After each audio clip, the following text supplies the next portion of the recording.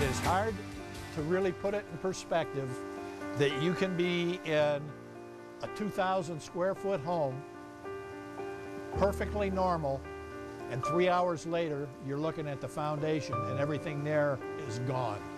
And that's, you go through these areas where the cabins or businesses have caught on fire, and they didn't just burn, they burnt to the ground. There's nothing. I don't even own a spoon. I don't own a toothbrush.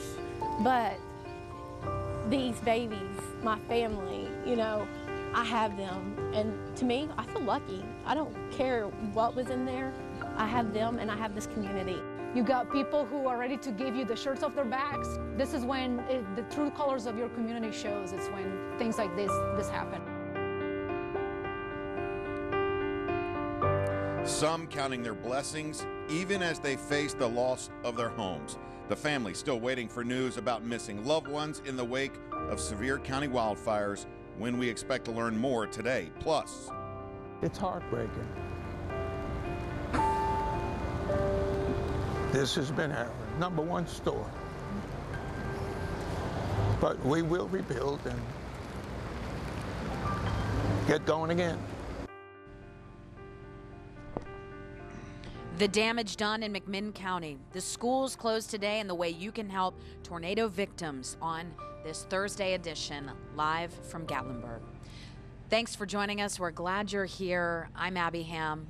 And I'm Russell Biven. A lot to get to, not only here in Gatlinburg, but wow, all across the viewing area this morning. It's hard to believe we're talking about 2 disasters in our own viewing area. I mean, we don't typically talk about even one, and this time we're talking about 2. It's devastating for many. All right, we want to get you up to date on the very latest right here in Gatlinburg. We now know that 7 people died as a result of those wildfires, and we also know the name of one of those victims. Alice Hagler, 70 years old, passed away in this fire. Her son, James Wood, was just notified last night. The 2 lived together in the Chalet Village area on Piney Butt Loop Road in Gatlinburg. He was on the phone, James, on the phone with his mom, Alice, on Monday night when their phone got disconnected, and that's the last time they spoke. My mother called me frantically that the house was on fire, yelling the house was on fire, and I told her to get out of the house. At that point, I started trying to make my way to her, but we got disconnected. Her son was at work. He tried to make it to the house. He couldn't because of the wildfires, and we learned just this morning that she passed away. Certainly thoughts and prayers with his family and all the families that lost loved ones in this tremendous tragedy. We want to also give you an update on the Michael Reed family situation. This one has really gone viral, so to speak, across the country, and folks wanting to know what is the latest. And praying for this family. Michael Reed and his son got separated from his wife and 2 daughters. He was trying to contact her. He gave desperate pleas on our air, and he has still not been able to contact his wife and 2 daughters. So we'll keep you updated on that situation. Yes, as soon as we learn, we will let you know. Also, a missing couple out of Memphis. Want to let you know more on this. Their names are John and Janet Summers. They are still missing. However, we have been told that their 3 sons, Brandon, Wesley, and Philip, did get out. They have been hospitalized. We are being told they are at Vanderbilt Medical Center. Vanderbilt Medical confirmed that to Channel 10. But again, the 3 sons in hospital, but the parents have not been located yet. The TBI has set up a missing persons hotline. If you're concerned about one of your loved ones or your friends that you're not able to reach, 1-800-TBI-FIND. Any information you can provide about the person you're looking for is definitely helpful for the TBI. Yeah, they ask you to have their name, their phone number, their license plate, if possible, anything to help them help you. All right, we want to switch gears a bit and get a check of the forecast. For that, we head back to the Channel 10 studios. Matt Sanderson standing by. Good morning, Matt.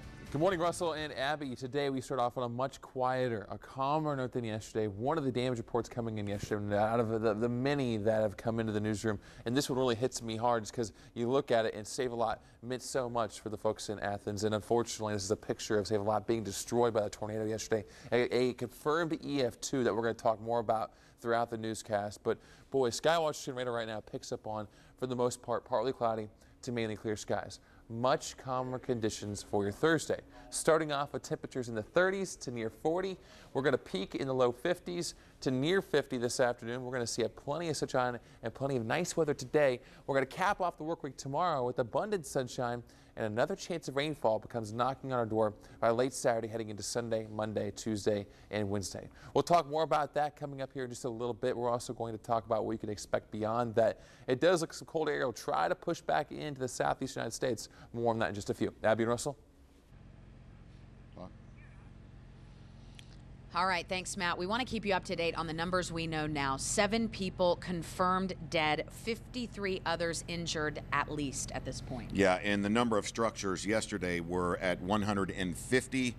That number is now up to 700 buildings either damaged or destroyed in both Gatlinburg and Sevier County. We hope to learn more at 11 a.m. Also want to let you know ways that you can help on this Thursday morning. This is very important because we know you want to help. 1-800-RED CROSS to make a donation. You can also text 90999, the words Red Cross, to make a $10 donation.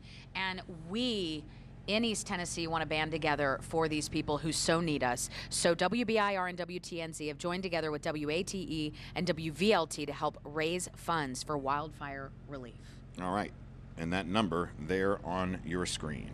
Well, folks have been overwhelmed with donations, which is a great thing. They asked for donations and they got them. Certainly overwhelmed in such a big way. We'll talk about that when we come back.